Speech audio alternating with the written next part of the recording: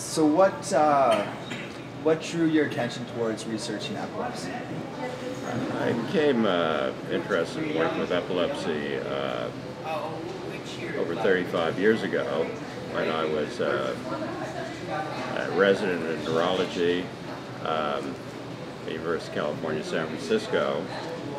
And from that early point on, I noticed that there was a significant incidence of lack of ability to control epilepsy with standard medication approach. And this was particularly true of people with complex partial epilepsy. And when I went into practice in the mid-70s, I continued to see this as a problem. And I investigated with the early biofeedback tools the effectiveness of using those instruments to enhance the effect of seizure medicines in control with some effect. And then the way things evolved, I met Donna Andrews when I was teaching a course in biofeedback at the Berkeley Biofeedback Institute that was run by Ken Pelletier. And she approached me at that time as I talked about my understanding of epilepsy and using other tools,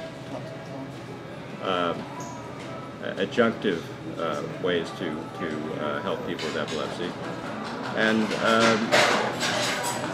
she basically challenged me to go further than what I had done and to incorporate some other methods as well. And so from that point on, it's been what I would consider an adventure in studying the ways in which behavioral methods can help people with epilepsy. And we've worked together for over 30 years since then with gratifying results, and that's kept me interested in pursuing this. One more question. Why do you have so much faith in Donna's treatment? Why do you believe in it so strongly? Well, when you say Donna's treatment, I think we have to expand that. I have a belief in a neurobehavioral approach, and we say belief, I think it's a reasoned, intellectual attitude towards it as well as a belief in it. And it comes out of my conceptualization of what epilepsy is and how people are affected by it. That people with epilepsy often have weaknesses in the brain as well as strengths in their brain, and the goal is to figure out how to use the strengths to overcome the physiologic weaknesses that lower the seizure threshold and result in seizures. And there are tools we have to do that. That is, we have neurodiagnostic tools, including scans and EEGs that tell us what part of the brain is involved in the propensity to have seizures, and we have neuropsychological tools that tell us how the brain functions in an intellectual and emotional way.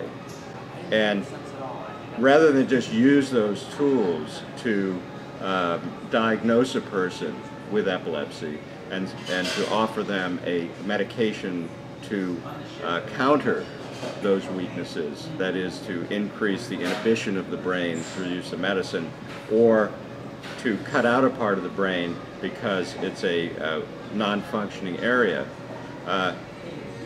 My concept is that you can use what we know about the brain of an individual person to give them other ways to counter their seizures. And so that's why I've become interested. And that's basically what Donna does. And I think that my hope at this point, as both Donna and I are getting older, would be that we can train other people to understand, to use the same information. And I think we have a a lot of information that can be taught and people can learn now that's not readily available to them in standard training, either as neurologists or psychologists or counselors. And my hope is that we could train people who have an interest in epilepsy as counselors, and I would look at psychologists and people with psychotherapeutic counseling training and other professionals who have training that where they have a basic knowledge of how the nervous system works, and give them more tools, more ability to work with people with epilepsy. That would be the goal now, and I hope that we can recruit such people and train them. Any last words for anybody suffering with epilepsy or parents who have a kid suffering from epilepsy to give them hope? Yes, I do. I think that the understanding of epilepsy and the acceptance of epilepsy has increased tremendously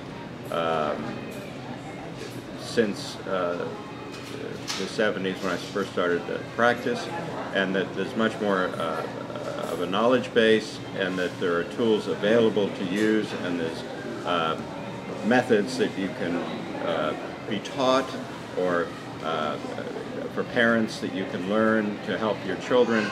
And I think that there's a certain specialness to having epilepsy as well. There are certain special qualities that people have because of it, and that I would look at it as being hopeful about treatment and ability to control the seizures, but also